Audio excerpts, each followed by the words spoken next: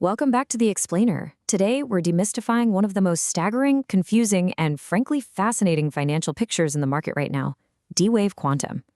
On one hand, you've got signs of unprecedented exponential growth, but on the other, deep, massive operational losses. It's a complete paradox. So let's unpack the tightrope this company is currently walking. Okay, let's dive into this. 4,142%. That is the 3-year total return for D-Wave Quantum, ticker symbol QBTS. For an investor, seeing a number like that is, well, it's almost hard to comprehend, right? It means the stock hasn't just doubled or tripled, it has multiplied astronomically over a 36-month window. This single metric immediately hooks us into the story, demanding we ask, what exactly is driving this kind of explosive, gravity-defying momentum? Section 1. The quantum stock explosion and decoding a multi-billion-dollar mystery. Let's map out the sheer scale of the hype surrounding this highly speculative stock. To really wrap our heads around that massive 3-year return, we've got to look at the ride itself. Just look at the extreme volatility here. In 2022, the stock was absolutely crushed, dropping roughly 85%. But then, the script flipped completely in 2024 with a mind-bending return of over 850%. And now, as of year-to-date 2026, we're seeing a pullback of about 21%. This is definitely not a slow, steady climb. This is the very definition of immense volatility, where market sentiment and pure speculation drive massive, sudden swings in value. And all of that wild volatility brings us to where the company stands right now, a market capitalization of $7.58 billion. Objectively speaking, the market is assigning enormous, multi-billion-dollar worth to D-Wave. But honestly, this is exactly where the cognitive dissonance kicks in. Because when you see a valuation nearing $8 billion, you naturally expect to see a massive, mature underlying business footprint. So how exactly does a company reach this massive size? Section 2. The revenue disconnect. When billions in value meet millions in sales, it's time for a reality check, exploring the actual underlying business performance versus the stock market hype.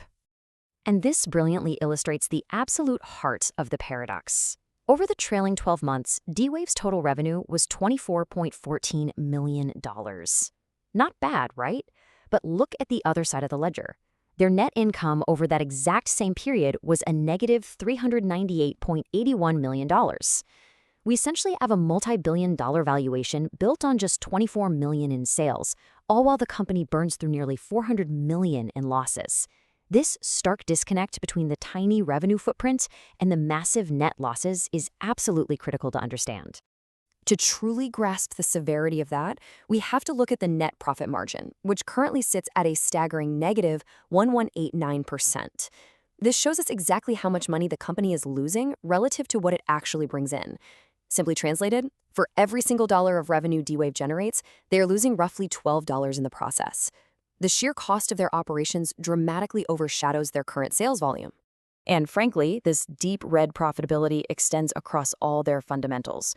Whether it's the capital they deploy, the physical assets they hold, or the equity investors have put in, the returns are bleeding.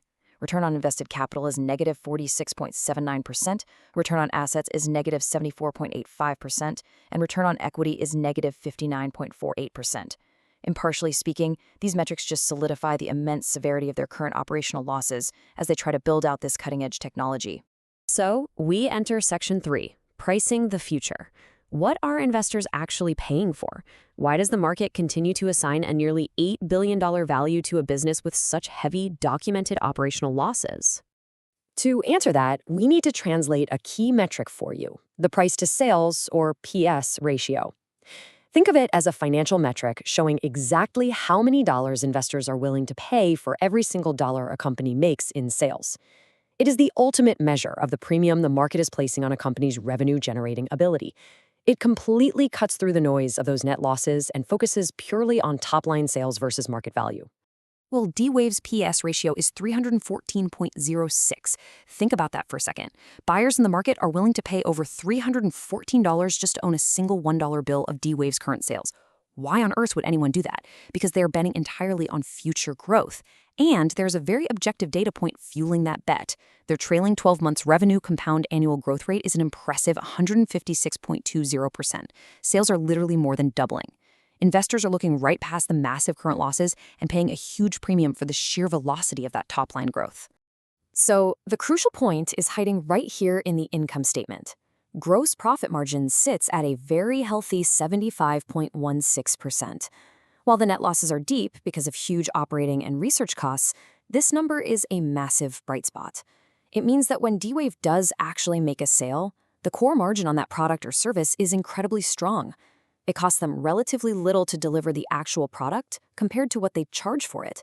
This tells investors that if the company can just scale its revenue enough to cover its overhead, the underlying business model has a highly profitable engine waiting to rev up.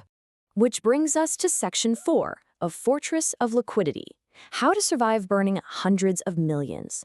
Because looking at those losses, the inevitable underlying question you have to be asking yourself right now is, with a negative 1,200% profit margin, how in the world are they not bankrupt yet? Now, what's really interesting here is how they survive through unprecedented safety nets: a current ratio of 54.68 and a quick ratio of 54.49. To put that into perspective, a healthy company usually has a ratio of about 2. D-Wave has over 54 times the liquid assets needed to cover their short-term liabilities. Add in a debt-to-equity ratio of 0.05, which is basically 0, and they have built an absolute fortress of short-term safety.